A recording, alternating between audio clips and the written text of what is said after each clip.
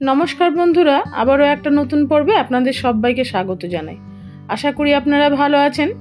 আমার আজকের রেসিপি টক পোস্ত। কচু আলু বড়ি দিয়ে টক পোস্ত আজকে আপনাদের সাথে শেয়ার করছি বন্ধুরা। খুব সাধারণ একটা রেসিপি, কিন্তু খেতে ততটাই অসাধারণ হয়।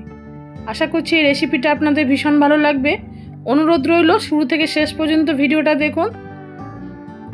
আজকের এই রেসিপি আপনারা কচু ছাড়া শুধু আলু দিয়ে করে নিতে পারেন, তবে কচু দিয়ে আর টমেটো দিয়ে যদি এই রেসিপিটা তৈরি করা হয় এর স্বাদ কিন্তু বহুগুণ বেড়ে যায়।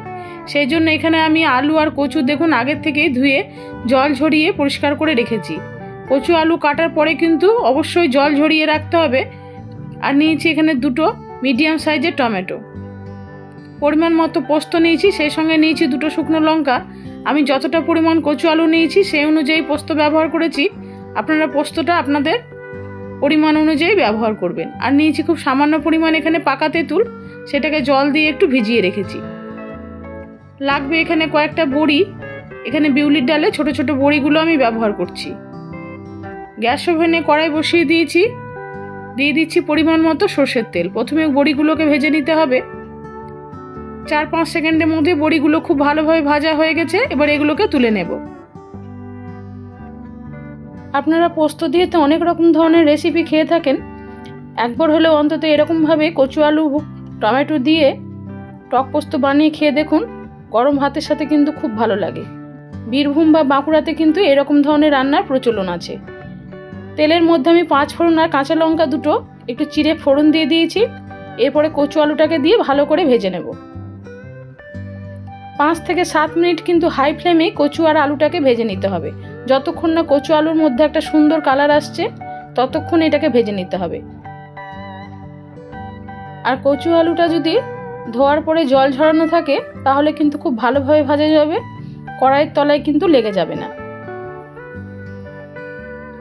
5-7 মিনিট এরকমভাবে কচু আলুটাকে দেখুন ভেজে নিয়েছি। একটা সুন্দর কালার চলে এসেছে। এই সময় আমি টমেটো যেটা কাটা ছিল সেটা দিয়ে দিচ্ছি। টমেটো ছাড়াও এই রেসিপি করে নিতে পারেন শুধু তেঁতুল দিয়েই, তবে টমেটো দিলে কালারটা খুব ভালো আসে এবং টেস্ট কিন্তু বেশ ভালো হয়। যেহেতু হলুদ এই রেসিপিতে ব্যবহার করব না, সেই জন্য টমেটো দিলে কালারটা খুব সুন্দর হবে।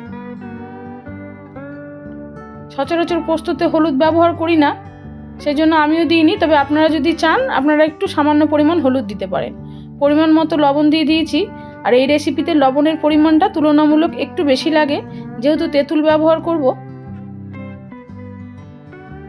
টমেটোটা দেওয়ার পরেই লবণটা দিতে হবে, তাহলে টমেটোটা বেশ গলে গলে যাবে। আরও 3-4 মিনিট এরকমভাবে আমি একটু নেড়ে নিয়েছি।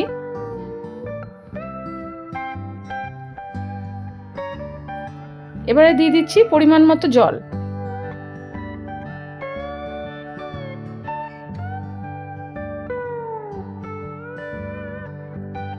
জল দেওয়ার পরে গ্যাসের ফ্লেম লো হিটে রাখতে হবে এবং এটাকে 10 মিনিট রান্না করে নিতে হবে। কচুর পরেও রান্না করার সময়টা নির্ভর করে। কচু যদি খুব ভালো হয় তাহলে তাড়াতাড়ি সেদ্ধ হয়ে যাবে, তবে যতক্ষণ কচু সেদ্ধ না হবে ততক্ষণ কিন্তু তেঁতুল জল দেওয়া যাবে না।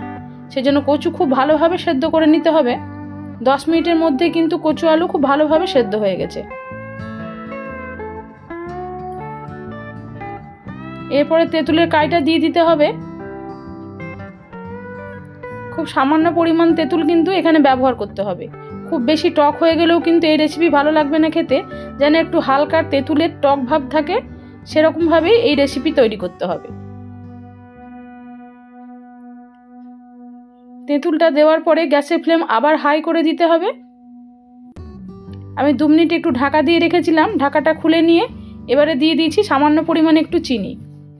যেহেতু টক দিয়েছি বন্ধুরা, তেঁতুল একটু ব্যালেন্সটা ঠিক থাকার জন্য সামান্য পরিমাণ চিনি দিয়েছি।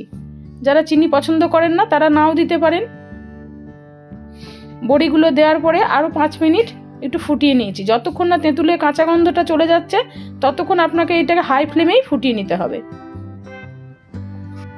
পোস্তটা দেওয়ার আগে নুন আর টকের ব্যালেন্সটা ঠিক আছে কিনা সেটা একটু টেস্ট করে দেখে নিতে পারেন। নামানোর আগে দিয়ে দিচ্ছি পোস্ত। পোস্ত বাটিটা ধুয়ে একটু জলও দিয়ে দিয়েছি। পোস্ত দেওয়ার পরে আর বেশিক্ষণ ফোটানোর কোনো প্রয়োজন নেই। মোটামুটি 1 মিনিট একটু ফুটিয়ে নিয়ে এটাকে নামিয়ে দেব।